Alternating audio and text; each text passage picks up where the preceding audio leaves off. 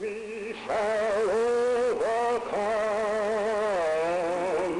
We shall overcome.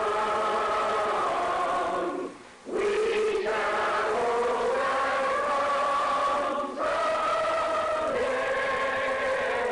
someday.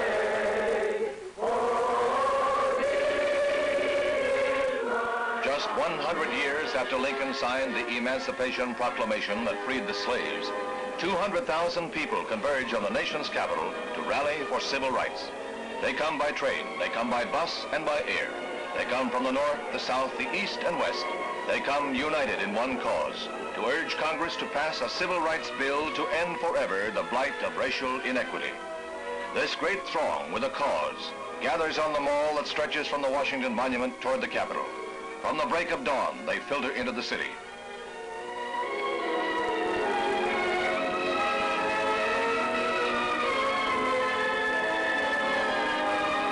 By 9:30, it is estimated that 40,000 had assembled. But it's more like a Sunday outing as they form into groups and discuss the day quietly. They are scheduled to move to the Lincoln Memorial at noon to hear the top leaders of the movement. Those leaders, at the moment, are conferring on Capitol Hill with members of Congress, pointing up the aims of the rally.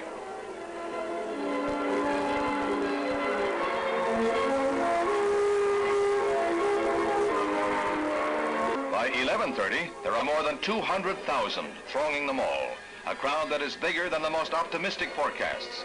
Now there's a growing animation. It seems as if the demonstrators were finding strength in each other, had discovered their cause was a bond.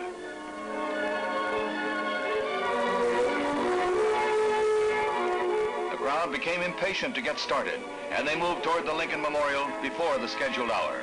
They move with good humor, laughter, and song. Few realize that in a sense they are participants in an historical day. It will become part of the American scene that today's gathering is the largest in Washington's history. The men who organized the rally walk with springing steps toward the speaker stand. On the left, Roy Wilkins with A. Philip Randolph. They have fought their fight all of their adult lives. In the van is Martin Luther King, who has been jailed 12 times on racial issues.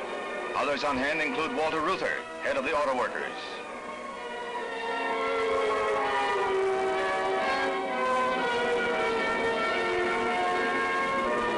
Authorities were fearful of disorders, and there were 5,000 uniformed men on duty.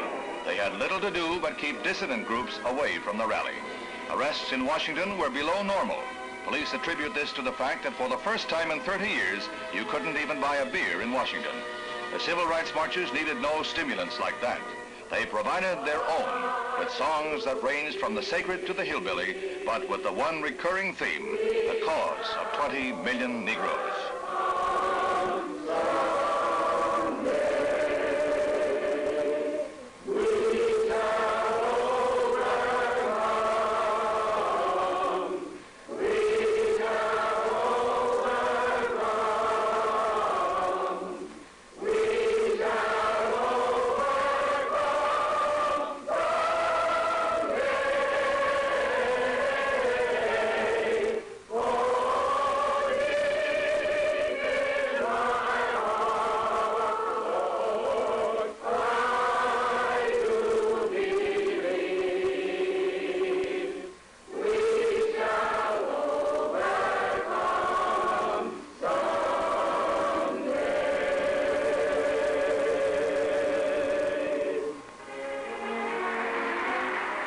Assembled around the reflecting pool before the Lincoln Memorial occupies every inch on the lawns and under the trees. And there's a great swell of cheers to welcome Martin Luther King to the speaker's podium, a man who stands as a symbol of all they are fighting for.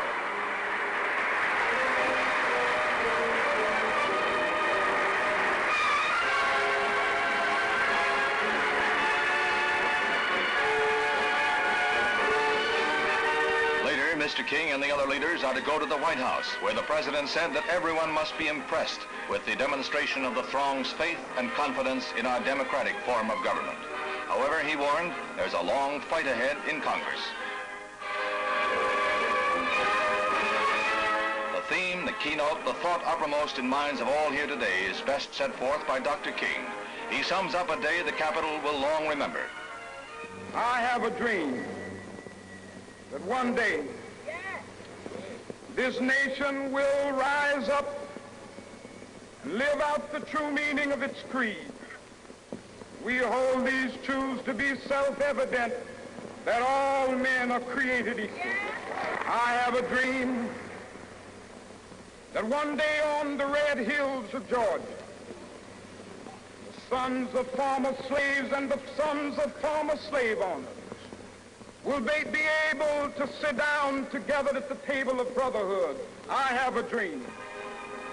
Washington, D.C., 1963. Democracy